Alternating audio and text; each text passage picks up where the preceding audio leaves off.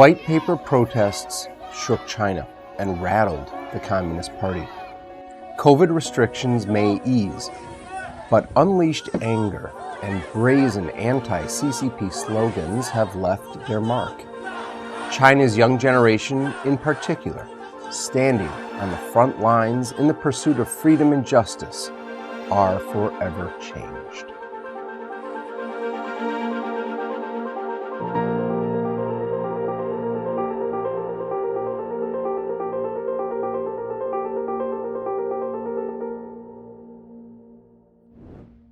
Amid China's nationwide zero COVID protest, one surprise to me was the courage and leadership of the young generation. The protest footage shows many in their 20s and 30s, sometimes unmasked, standing firmly at the front, white paper in hand. Some even encouraged the crowd to hold on and believe in the cause. We don't associate such heroism with this generation. Chinese, born in the 90s and 2000s, typically carry negative reputations. Being born into a fast-growing materialistic economy, sometimes the second generation of only children, Chinese sociologists have long worried about this generation's outsized selfishness. They even describe themselves as vain and insensitive. They also lack ambition and self-control. Their judgment is a societal concern.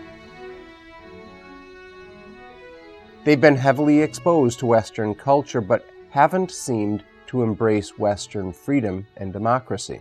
In fact, due to strong nationalistic education, this generation is nicknamed the Little Pinks. They're loyal to the Communist Party, but in a fashion more modern than the deep red Maoist era. How they reacted to the Hong Kong protests is telling. Propaganda, at the time, created a nationalistic frenzy. Social media was filled with dehumanizing language and threats to the young protesters. Hate crimes spiked. In 2019, a 24-year-old stabbed and seriously injured a 19-year-old who was handing out pro-Hong Kong flyers.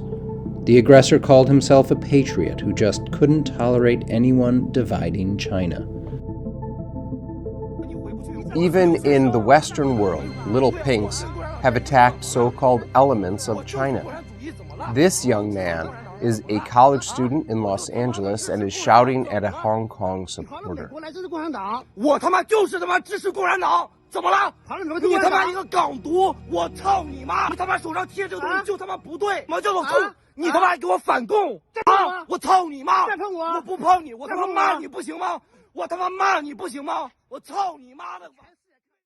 Since 1989, Chinese embassies and consulates have done a remarkable job controlling their students abroad.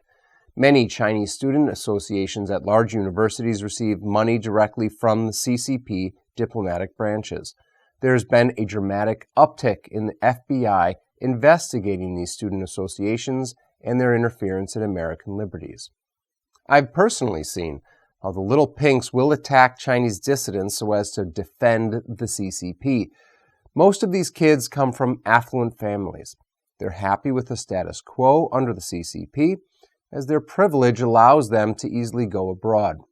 And this is why it's so striking to see this generation suddenly risk not only their futures, but the safety of their families as well.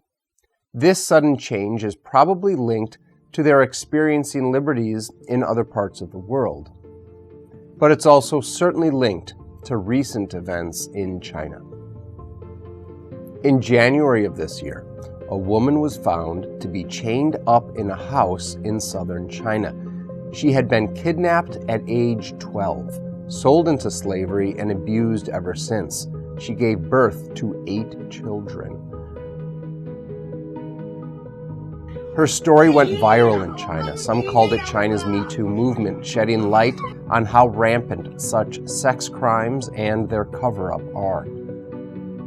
Zero COVID tragedies over the past 3 years also challenged this generation's faith in the CCP system. It gave them a taste of the abuses suffered by their parents' and grandparents' generations. Earlier this year, a young man in Shanghai who tested negative for COVID refused to be taken to quarantine centers. If you don't obey the order of the city government, we will punish you. Once we do, it'll affect 3 generations down. The young man replied, "We are the last generation." We are the last generation.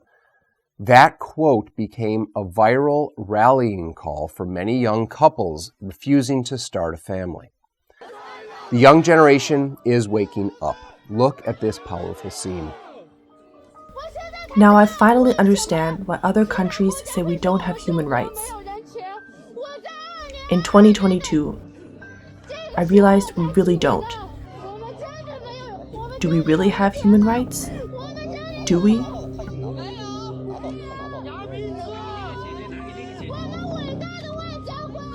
The crowd here is shouting, "Fight for our children's future, fight for ourselves, fight for China." These young adults are standing up to a system that gave them so much materially. Their young creativity and tech savvy are spreading the protests far and wide with bold slogans and powerful symbols like the white paper. In case you missed that one, the blank white paper is essentially expressing, "I don't even have to speak because you already know what's on my mind." What this generation needs now is loud and unequivocal support from the rest of the world. They're facing a ruthless dictatorship, armed to the teeth and with decades of experience in persecuting people. The woman credited with first holding that white piece of paper was taken by police and has not been in touch with her family since. 这是您的微信是吧？这是我的。好，那行，麻烦你们俩一会儿跟我走。 It's reported that police are knocking on doors and tracking down other protest organizers. It would be refreshing if leaders of the free world stood up for them. Please do your small part and share this video. I'm Liam O'Neill. This is Eye on China. We'll see you next time.